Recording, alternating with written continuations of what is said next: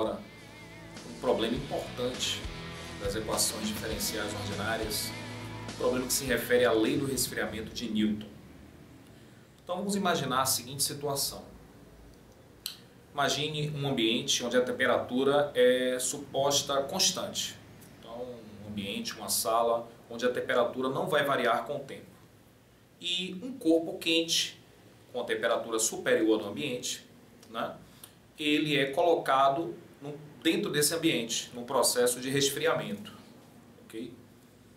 Então, à medida que o tempo for passando, a temperatura desse corpo irá diminuindo, tendendo ao equilíbrio térmico, ou seja, a temperatura do corpo tende a ficar igual à temperatura ambiente.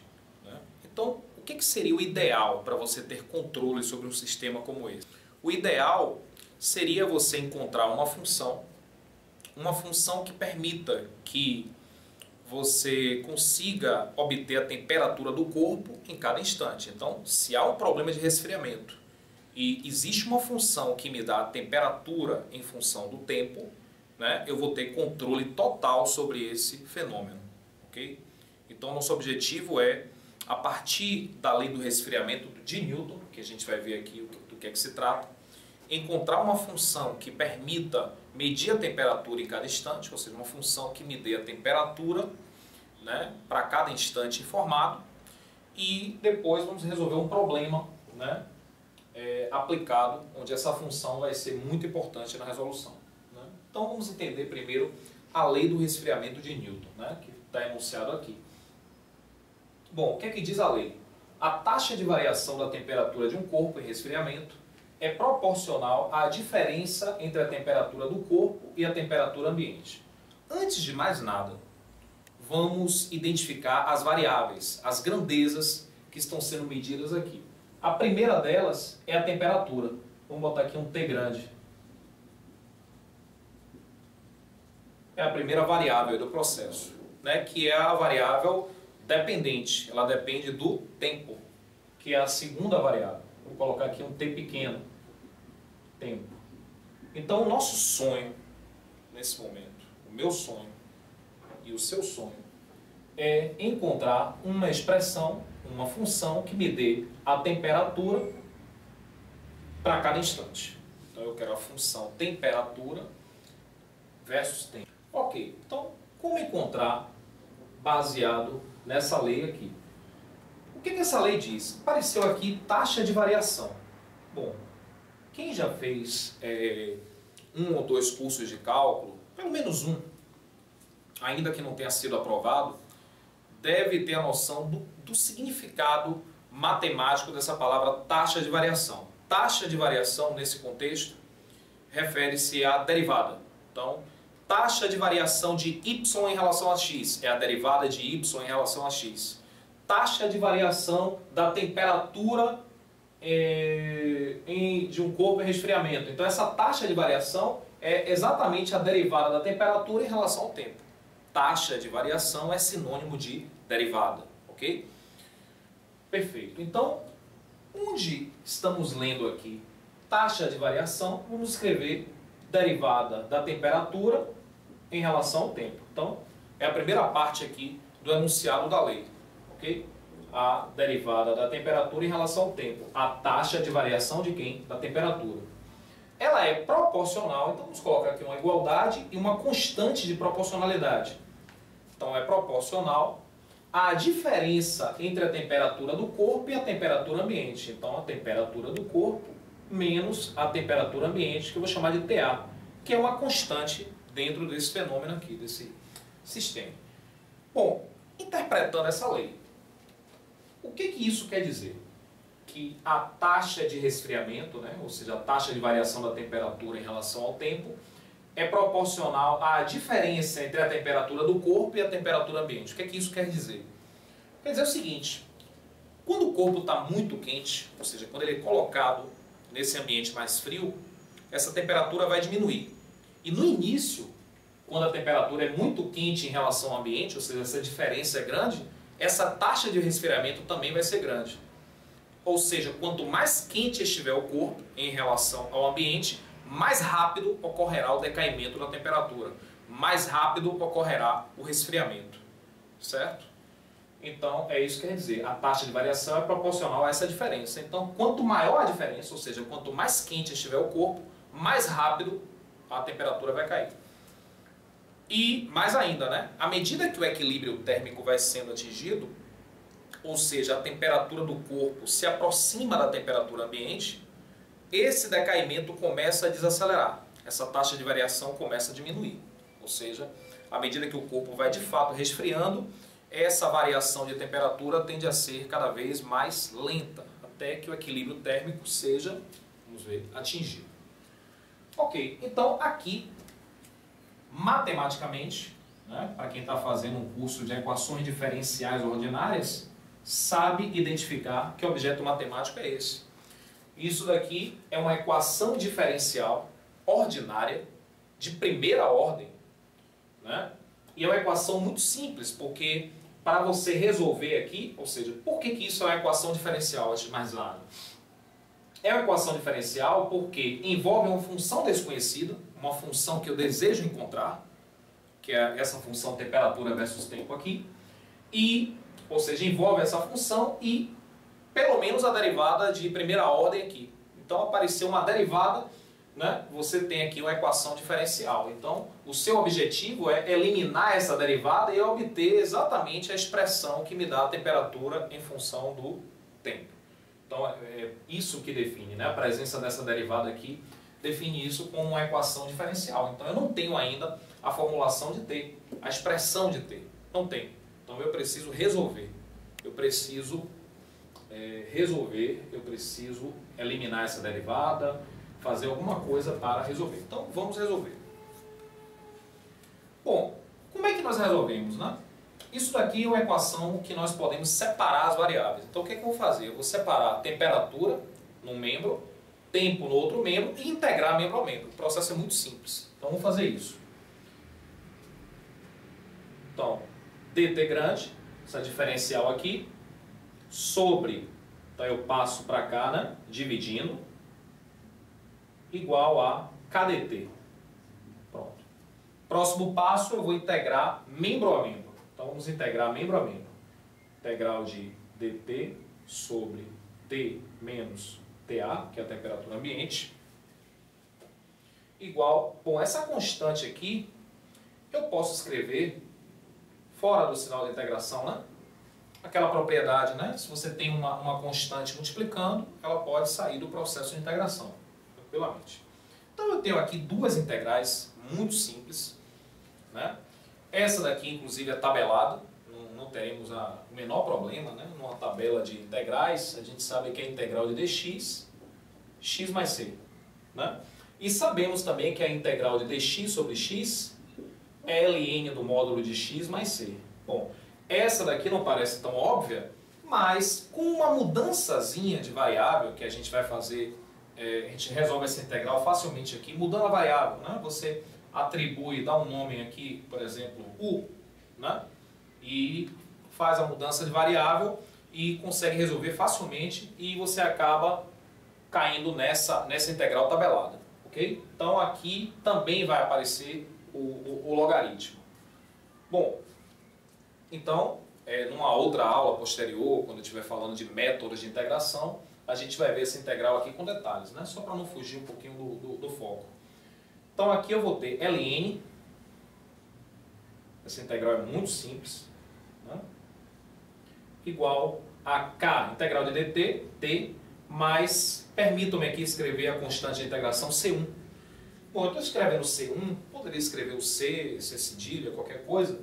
Eu estou escrevendo C1 porque eu já fiz essa questão umas 350 vezes, né? Então eu já sei que essa constante aqui não vai ser a constante que vai ficar até o final. Em algum momento isso vai ser alterado, eu vou deixar o C para o final, ok? Bom, o que é que nós temos aqui? As derivadas aí desapareceram, as diferenciais. Temos agora apenas o objetivo de eliminar, ou desculpe, isolar esse T, né? Esse T de temperatura. Então vamos aplicar aqui a definição de logaritmo, né? Lembrando aqui que se o ln de A é igual a um certo B, podemos concluir que A é a exponencial de B.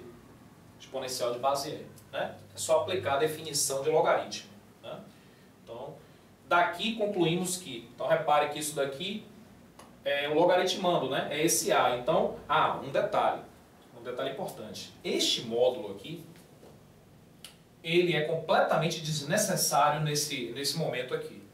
Por quê? Nós sabemos que o módulo de um número positivo é o próprio número. Então, como é que eu garanto que isso daqui é positivo? Ou seja, será que eu posso, de fato, trocar esse módulo aqui por parênteses? Eu posso eliminar esse módulo aqui? O que é que me garante que este número aqui é positivo? Simples. Estamos trabalhando num problema de resfriamento. Então, por hipótese, a temperatura do corpo quente é sempre superior à temperatura ambiente.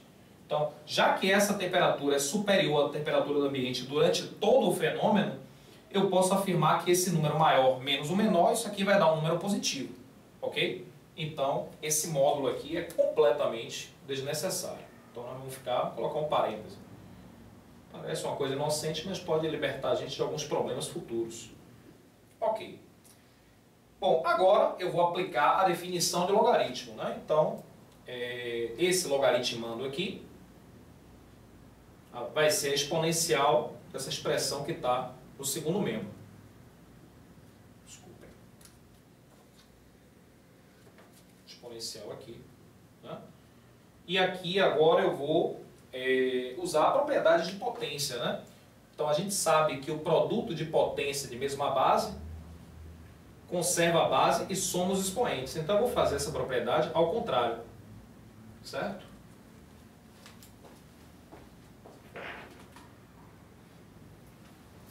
Ao contrário, aqui, ó. Daqui para cá a gente enxerga bem a propriedade, né? Produto de potência de mesma base, conserva a base e soma os expoentes. Só que eu fiz na direção inversa. Vou apagar aqui para ter espaço.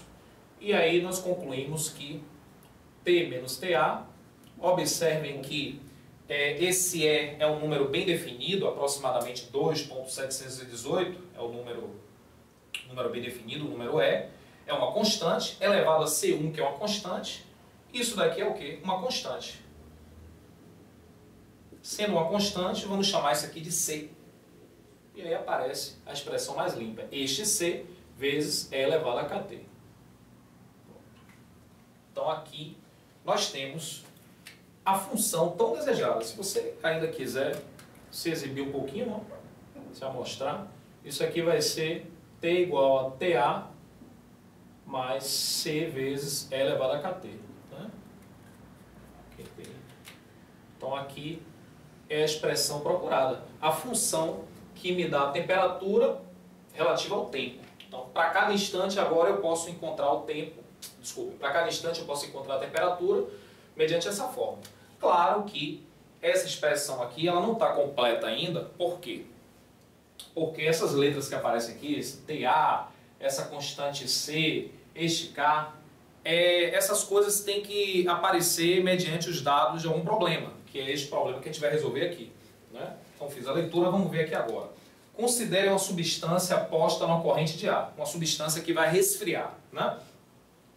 Supondo que a temperatura do ar é 30 graus e essa corrente de ar está resfriando a substância de 100 graus para 70 graus em 25 minutos. Vamos fazer uma tabelinha. Tempo, temperatura. Então a temperatura inicial, ou seja, no tempo zero, nós temos 100 graus. Né? Que começa com 100 graus. Após 25 minutos... Após 25 minutos, a temperatura cai para 70. E a pergunta é, em que momento, ou seja, em que instante, a temperatura vai ser 40 graus? Né? Então, alguns alunos tentam, no desespero, resolver aquilo ali com regra de 3, fazer alguma coisa, mas não é um modelo linear. Né? Observe que a função que me dá a temperatura para cada instante é um modelo exponencial, então muito cuidado para você não cair na besteira de fazer isso. Então vamos lá, substituir aqui os pontos, né? Então primeiro eu substituir esse ponto, né? Então a temperatura deve ser 100 igual a temperatura ambiente, já posso colocar, né? 30 graus Celsius, foi dado aqui no enunciado, 30 graus, mais a constante que desejamos encontrar, E elevado a K vezes zero, porque a temperatura ela é 100 no momento que o tempo no momento zero, né? No tempo zero. Bom, aqui nós temos 1, né? E elevado a zero vai dar 1. Né? Então eu vou ter C igual a 100 menos 30, que vai dar 70. Pronto, esse aqui é o valor de C. Então isso é constante. E então a fórmula agora assume o formato TA é 30, né? Mais o C, que é 70, é elevado a K, que eu ainda não sei qual é o valor, vezes T. Obviamente, este K ele deve ser encontrado a partir do outro ponto. E eu vou fazer isso, substituir esse ponto. Então a temperatura agora, 70, 30, mais 70 vezes E elevado a K vezes qual é o tempo em que isso ocorre? 25. Ok? Então aqui nós temos que E elevado a 25K, né, dando uma organizada, 70 vezes isso, é igual a 70 menos 30, 40.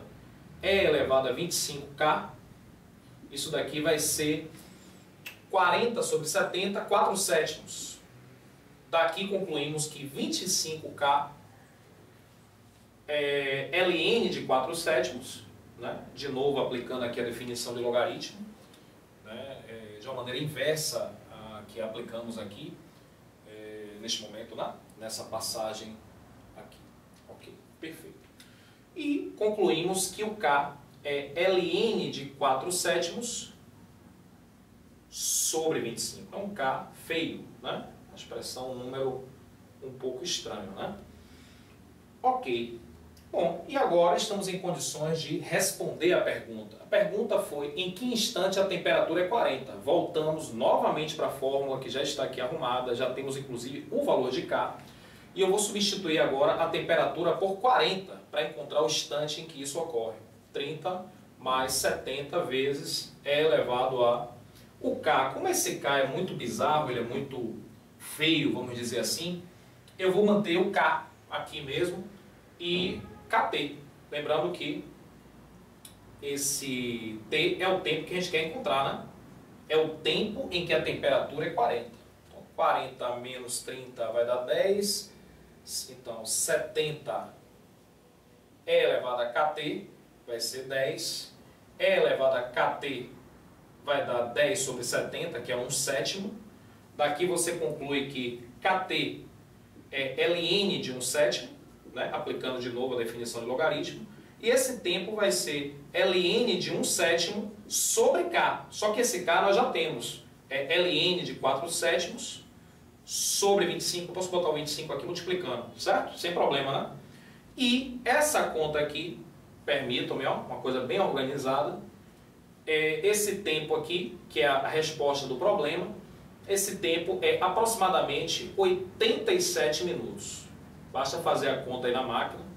Obviamente que eu fiz um cálculo aqui mental, né? Vocês viram. E deu 87 minutos. Bom, uma interpretação gráfica deste problema, né? Eu vou apagar aqui, só para finalizar. E a gente observa uma coisa. Esse modelo matemático é um modelo interessante. Ele descreve este fenômeno de uma maneira muito satisfatória, né? Então, vamos imaginar que eu tenho aqui o tempo e a temperatura em função do tempo. Temos a temperatura ambiente, que por hipótese foi 30 graus, né? Eu apaguei, agora eu estou perdido. Bom, no instante inicial, ou seja, no tempo zero, a temperatura era 100. E aí houve um decaimento exponencial dessa temperatura, né? A gente viu, inclusive, que no tempo 25 minutos, a temperatura caiu para 70, se não me engano. Ok? Bom, então, reparem que após 87 minutos, não estou tendo muita preocupação com a escala, a temperatura vai ser de 40. Bom, o que é que você observa aqui nesse gráfico? Como trata-se de uma exponencial, isso daqui é uma assíntota horizontal do gráfico dessa exponencial, essa temperatura do corpo no nosso modelo teórico aqui, ela jamais chegará ao valor 30. Ou seja, o nosso modelo matemático aqui não é completamente fiel à nossa intuição, aquilo que esperávamos, né, que ia acontecer, que a temperatura ambiente em algum momento seria atingida, né? Isso não ocorre. Mas é claro que a gente não precisa se preocupar com isso. Como eu disse, esse modelo aqui ele descreve o fenômeno de uma maneira completamente satisfatória, né? E ele é bem aceito e é isso que importa, né? Bom, esta foi uma aplicação interessante das equações diferenciais de primeira ordem. Existem outras aplicações muito parecidas com essa, com a resolução dos exercícios bem parecida, que são problemas que tratam de decaimento radioativo, uma substância que está se desintegrando, ou também problemas de crescimento populacional, né, um crescimento de bactéria, enfim, o crescimento populacional também é um modelo exponencial, só que é um modelo exponencial crescente. Então, é isso. Essa foi a dica aqui dessa importante aplicação, né? E eu quero agradecer a sua atenção. Muito obrigado e até a próxima.